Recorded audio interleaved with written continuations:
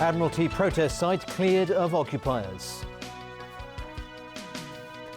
Activists and lawmakers among those arrested in the clear-out operation. And renewed tensions in the Middle East following the death of a Palestinian cabinet member.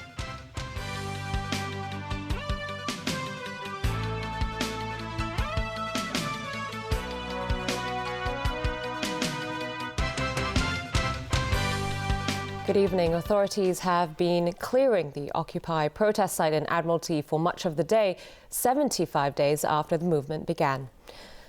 As you can see, the police operation is still underway.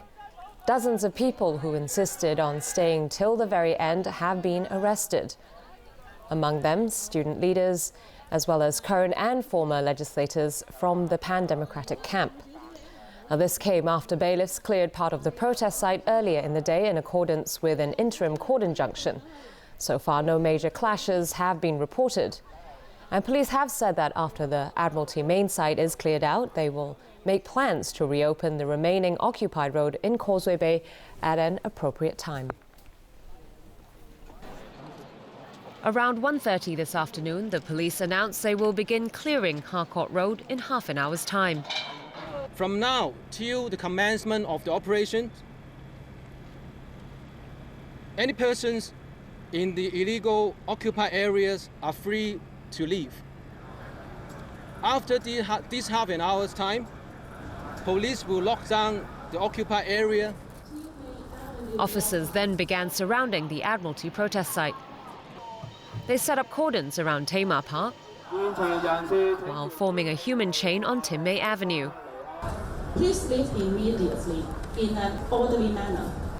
But some demonstrators insisted on staying. This man called on the government to reflect on the situation. This elderly woman said she's out to support the students, saying they've done so much for her in Hong Kong. About an hour later, officers began moving in. Some walked up the flyover on Connaught Road Central to remove protesters' tents, many of which were empty.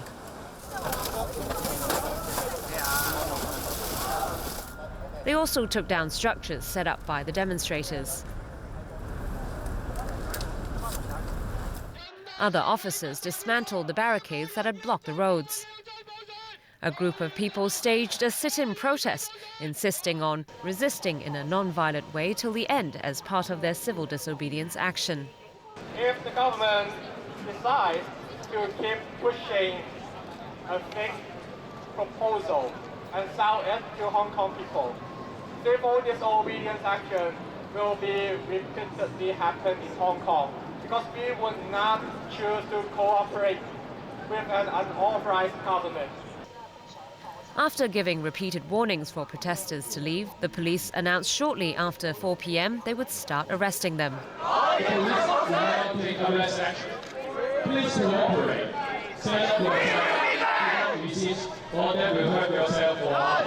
One by one, the protesters were either led or carried away by police. Officers searched each demonstrator and recorded their personal information before sending them onto police vans. Those remaining kept their arms linked as they continued chanting slogans calling for universal suffrage. Those arrested included members of the Hong Kong Federation of Students, current pan-democratic lawmakers,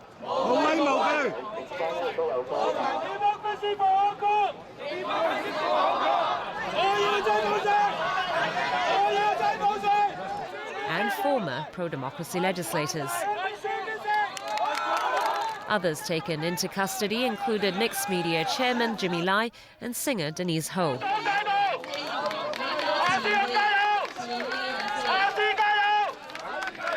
Earlier Chief Secretary for Administration Carrie Lam praised the police for conducting this operation in a highly transparent manner. She said it helped prevent misunderstandings and unreasonable accusations against the police. Well, earlier in the day, bailiffs and authorised workers first carried out an injunction order to clear out 3 sections of the Admiralty protest site. No protesters put up resistance, but the operation took longer than expected. Rani Samtani reports. It all began at around 9 this morning. Paul Tse, the legal representative of the bus company that sought the injunction, arrived with a team of bailiffs and authorized workers and read out the court order at the 3 sections involved. The police were there in case assistance was needed. Bailiffs are authorized by the court to execute a court order. Any acts of obstructing their work will amount to criminal contempt court. Many protesters decided to leave. I think this is time to live and to group up and have a next time. That would just be the beginning of a new progress. Whether they want democracy or not, whether this Occupy Central movement is good or not, I think it is a very good education debate for all the people in Hong Kong. Bailiffs and authorized workers began clearing out a section on Connaught Road Central at around 10:30 a.m. It took quite some time to cut through the chains, plastic cords, and plastic wrap that bound all the barriers together. The clearance of the 3 areas covered by the injunction was largely smooth, as protesters had already left voluntarily. There was a slight hiccup when People Power lawmaker Albert Chan questioned whether the bailiffs had followed proper procedure at the area outside the local headquarters of the People's Liberation Army.